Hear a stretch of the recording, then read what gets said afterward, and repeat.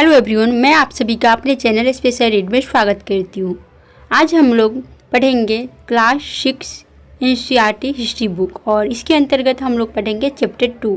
Chapter 2 के अंतर्गत हम लोग पढ़ेंगे आखेट खाद्य संग्रह से भोजन उत्पादन तक।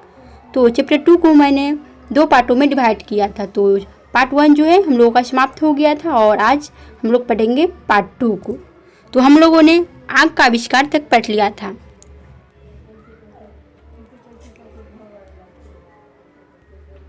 तो आग का आविष्कार क्यों और किस लिए किया गया था, यहाँ तक हम लोगों ने पढ़ लिया था। तो इसके आगे अब हम लोग स्टार्ट करते हैं बदलती जलवायु से।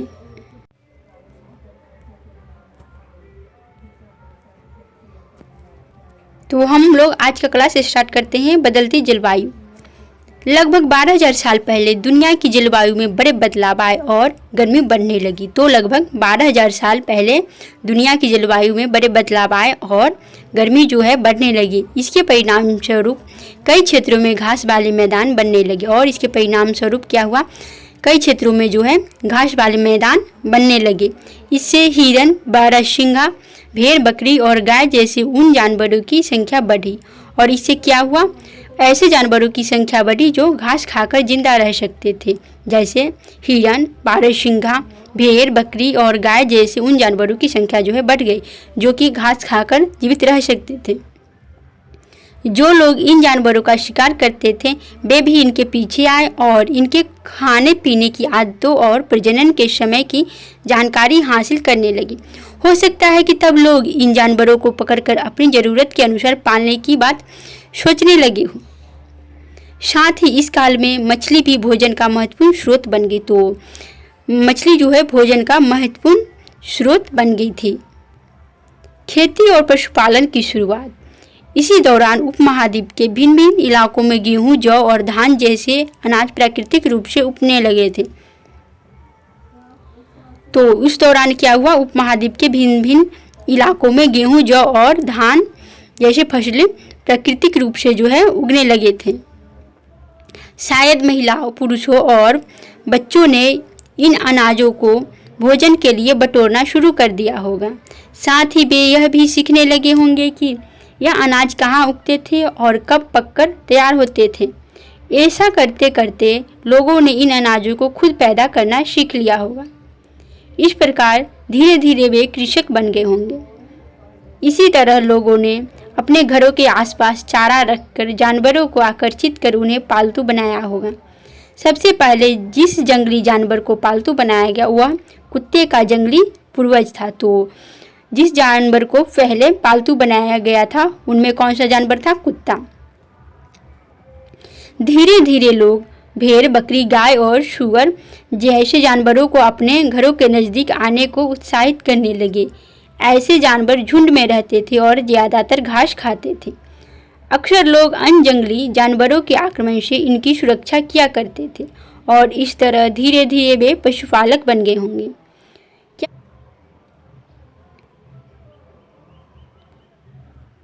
बचने की प्रक्रिया। लोगों द्वारा पौधे उगाने और जानवरों की देखभाल करने को बचने की प्रक्रिया का नाम दिया गया है। अपनाए गए ये पौधे तथा जानवर अक्सर जंगली पौधों तथा जानवरों से भिन्न होते हैं। इसकी वजह यह है कि बचने की प्रक्रिया की दिशा में अपनाए गए पौधों या जानवरों का लोग चयन करते हैं। उदाहरण के लिए हम लोग देखते हैं, उदाहरण के तौर पर लोग उन्हीं पौधों तथा जानवरों का चयन करते हैं जिनके बीमार होने की संभावना कम होती है। यही नहीं, लोग उन्हीं पौधों को चुनते हैं जिनसे बड़े दाने वाले अनाज पैदा होते हैं, साथ ही जिनकी मजबूत डंडले अनाज के पके दानों के भार को संभाल सके। ऐसे पौधों के बीजों को संभाल कर रखा जाता है ताकि फिर से उगाने के लिए उनके गुण सुरक्षित रह सके। उन्हीं जानवरों को आगे प्रजनन के लिए चुना जाता है जो आमतौर पर अहिंसक होते हैं। इसलिए हम देखते हैं कि पाले गए जानवर तथा कृषि के लिए अपनाए गए पौधे जंगली जानवरों तथा पौधों से धीरे धीरे भिन्न होते गए। मिसाल के तौर पर जंगली जानवरों की तुलना में पालतू जानवरों के दांत और सींग छोटे होते गए।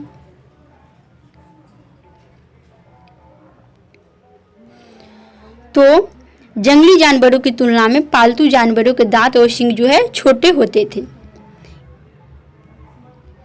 बचने की प्रक्रिया पूरी दुनिया में धीरे धीरे चलती रही। यह करीब 12,000 साल पहले शुरू हुई। तो बचने की जो प्रक्रिया है 12,000 साल पहले शुरू हुई। वास्तव में आज हम जो भोजन करते हैं वो इसी बचने की प्रक्रिया की वजह से है। कृषि के लिए अपनाई गई सबसे प्राचीन फसलों में गेहूं तथा जौ आते हैं। तो प्राचीन फसलों में गेहूं तथा जौ आते हैं। उसी तरह सबसे पहले पालतू बनाए गए जानवरों में कुत्ते के बाद भेड़ बकरी आते हैं। तो सबसे पहला पालतू बनाया गया जानवर कुत्ता और उसके बाद भेड़ बकरी को मनुष्यों ने पालतू बनाना शुरू कर दिया था। एक नवीन जीवन शैली। अनाज का उपयोग किन रूपों में करते थे मनुष्य? बीजों के रूप में, खाद के रूप में, उपहार के रूप में और भंडारण के रूप में अनाज का उपयोग करते थे। एक नवीन जीवन शैली। तुम किसी पौधे के बीज को बोकर देखो, तुम पाओगी कि इसे विकसित होने में कुछ वक्त लगता है। इसमें कुछ दिन, महीने या फिर साल तक लग सकता है। इसलिए जब लोग पौधे उगाने लगे तो उनकी देखभाल के लिए उन्हें एक ही जगह पर लंबे समय तक रहना पड़ा था। बीज बोने से लेकर फसलों के पकने तक, पौधों की सिंचाई करने, खरपतवार हटाने, जानवरों और चिड़ियों से उनकी सुरक्षा करने जैसे बहुत से काम शामिल थे। कटाई के बाद अनाज का उपयोग बहुत संभाल कर करना पड़ता था। तो कटाई के बाद अनाज का उपयोग बहुत संभल कर करना पड़ता था। अनाज को भोजन और बीज दोनों ही रूपों में बचा कर रखना आवश्यक था। इसलिए लोग इसके भंडारण की बात सोचनी पड़ी। बहुत से इलाकों में लोगों ने मिट्टी के बड़े बड़े बर्तन बनाए, टोकरियां बुनी या फिर जमीन में गड्ढा खोदा।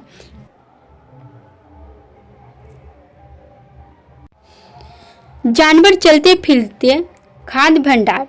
जानवर बच्चे देते हैं जिससे उनकी संख्या बढ़ती है। अगर जानवरों की देखभाल की जाए तो उनकी संख्या तो बढ़ती ही है, साथ ही उनसे दूध भी प्राप्त हो सकता है जो भोजन का एक अच्छा स्रोत है। यही नहीं, जानवरों से हमें मांस भी मिलता है। दूसरे शब्दों में पशुपालन भोजन के भंडारण का एक तरीका है।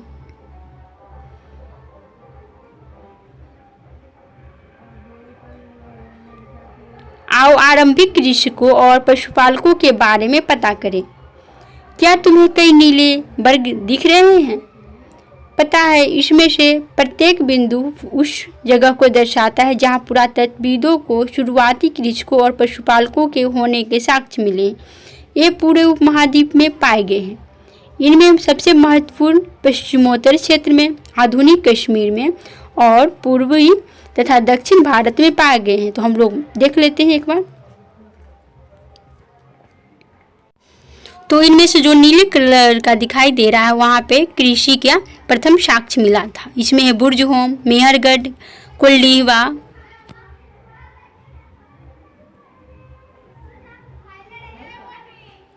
आप लोग एक बार मानचित्र देख लीजिए।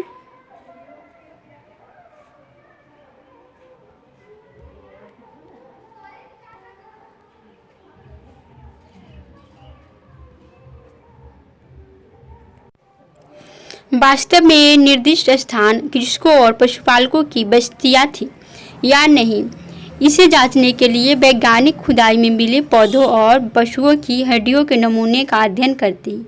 इनमें से सबसे रोचक जले हुए अनाज के दानों के अवशेष हैं। ऐसा लगता है कि ये गलती से या फिर जानबूझकर जलाए गए होंगे। वैज्ञानिक इन अनाज के दानों की पहचान कर सकते हैं।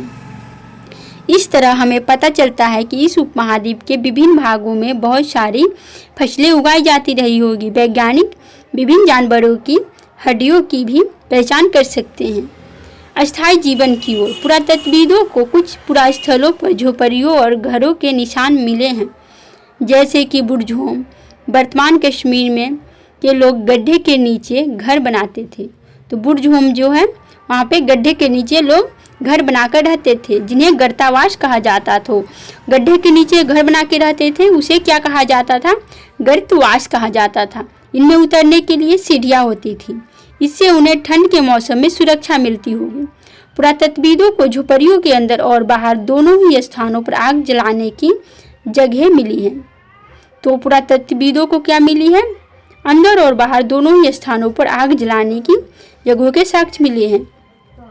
ऐसा लगता है कि लोग मौसम के अनुसार घर के अंदर या बाहर खाना पकाते होंगे। बहुत सारी जगहों से पत्थर के औजार भी मिले हैं। इनमें से कई ऐसे हैं जो पुरापाषाण युगीन उपकरणों से भिन्न हैं, इसलिए इन्हें नवपाषाण युग का माना गया है। इनमें वे औजार भी हैं जिनकी धार को और अधिक पैना करने के लिए उन पर पॉलिश चढ़ाई जाती थी। ओखली और मूसल का प्रयोग अनाज तथा वनस्पतियों से प्राप्त अन्य चीज़ों को पीसने के लिए किया जाता था। आज हजारों साल बाद भी ओखली और मूसल का प्रयोग अनाज पीसने के लिए किया जाता है। उसी तरह प्राचीन प्रस्तर युगीन औजार का निर्माण और प्रयोग लगातार होता रहा। कुछ औजार हड्डियों से भी बनाए जाते थे। नवपाषाण युग के पुरास्थलों से कई प्रकार के मिट्टी के बर्तन मिले हैं। कभी कभी इन पर अलंकरण भी किया जाता था। बर्तनों का उपयोग चीज़ों को रखने के लिए किया जाता था। तो फिर बर्तनों का उपयोग किस लिए किया जाता था? किसी भी चीज़ को रखने के लिए किया जाता था। नवपाषाण युग में जो है कई प्रकार के मिट्टी के बर्तन मिले हैं। धीरे धीरे लोग बर्तनों का प्रयोग खाना बनाने के लिए भी करने लगे। चावल, गेहूँ तथा दलहन जैसे अनाज व आहार का महत्वपूर्ण हिस्सा बन गए थे। तो चावल, गेहूँ तथा दलहन अनाज आहार का महत्वपूर्ण हिस्सा बन गए थे। इसके साथ साथ अब लोग कपड़े भी बुनने लगे। तो कपड़े भी लोग जो है बुनना स्टार्ट कर दिए थे। इसके लिए कपास जैसे आवश्यक पौधे उगाए जा सकते थे और कपास जैसे पौधे उगाए जाने लगे। क्या ये परिवर्तन हर जगह एक साथ ही आ गए होंगे? ऐसी बात नहीं है। एक तरफ जहाँ कई जगहों पर स्त्री पुरुष शिकार और भोजन संग्रह करने का काम करते रहे थे, वहीं अन्य लोगों ने हजारों सालों के दरमियान धीरे धीरे खेती और पशुपालन को अपना लिया। बहुत जगह लोग मौसम के मुताबिक बदल बदल कर अपनी जीविका चलाया करते थे।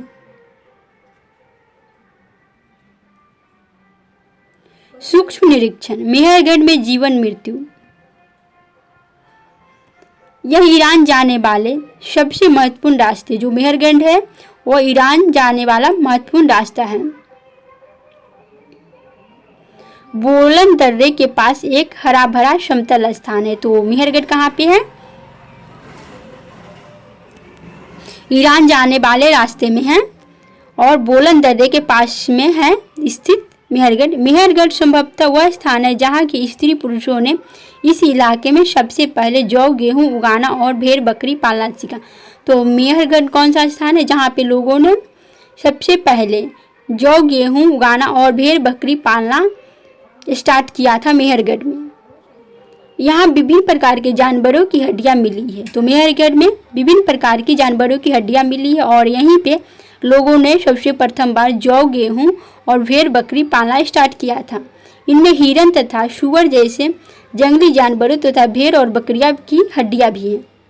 मेहरगढ़ में इसके अलावा चौकोर तथा आयताकार घरों के अवशेष भी मिले हैं। प्रत्येक घर में 4 या उससे ज़्यादा कमरे हैं, जिनमें से कुछ संभवतः भंडारण के काम आते होंगे। मृत्यु के बाद सामान्यतया मृतक के सगे संबंधी उसके प्रति सम्मान जताते हैं। तो मृत्यु के बाद जो है सामान्यतया मृतक के जो सगे संबंधी रिश्तेदार हुए वो सम्मान जताते हैं। लोगों की आस्था है कि मृत्यु के बाद भी जीवन होता है, इसलिए कब्रों में मृतकों के साथ कुछ सामान भी रखे जाते थे। मेहरगढ़ में ऐसी कई कब्रें मिली हैं।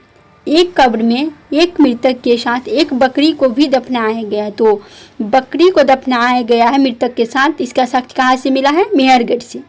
संभवतः इसे परलोक में मृतक के खाने के लिए रखा गया होगा। तो लोगों का ऐसा मानना है कि परलोक में मृतक को खाने के लिए रखा गया होगा।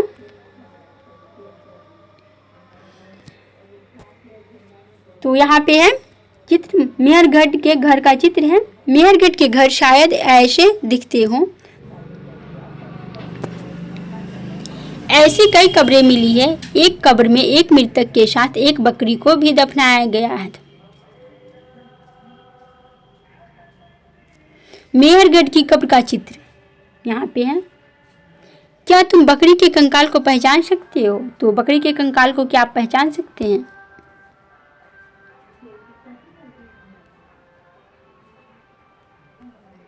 अन्यत्र फ्रांस में गुफा में की गई चित्रकारी। यह चित्र फ्रांस की एक गुफा का है। जो हम लोग चित्र देख रहे हैं स्लाइड पे, यह फ्रांस की एक गुफा का चित्र है। इस पुरास्थल की खोज लगभग 100 साल पहले 4 स्कूली छात्रों ने की थी। इस तरह के चित्र लगभग 20,000 साल पहले से लेकर 10,000 साल पहले के बीच बनाए गए होंगे। इनमें कई जानवरों के चित्र हैं। इनमें जंगली घोड़े, गाय, भैंस, गैंडा, रेनडियर, बारहसिंगा और सुअरों को गहरे चमकीले रंगों से चित्रित किया गया है। इन रंगों को लौह अयस्क और चारकोल जैसे खनिज पदार्थों से बनाया जाता था। यह संभव है कि इन चित्रों को उत्सवों के अवसर पर बनाया जाता था या फिर इन्हें शिकारियों द्वारा शिकार पर निकलने से पहले कुछ अनुष्ठानों के लिए बनाया गया होगा। एक नवपाषाणिक पुरास्थल एटलस आयुग के सबसे प्रसिद्ध पुरास्थलों में एक चतालहयु तुर्की में है।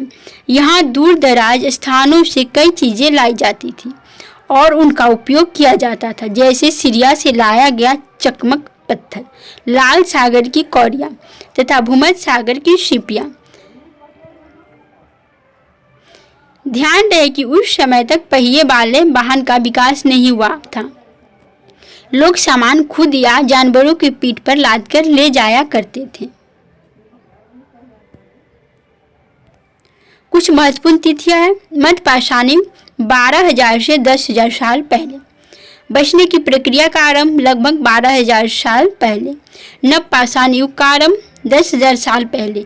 मेहरगढ़ में बस्ती का आरंभ लगभग 8,000 साल पहले हुआ। यदि आप लोगों को वीडियो पसंद आए तो लाइक और चैनल को सब्सक्राइब अवश्य कर लीजिए, जिससे आप लोगों को नोटिफिकेशन मिलता रहे।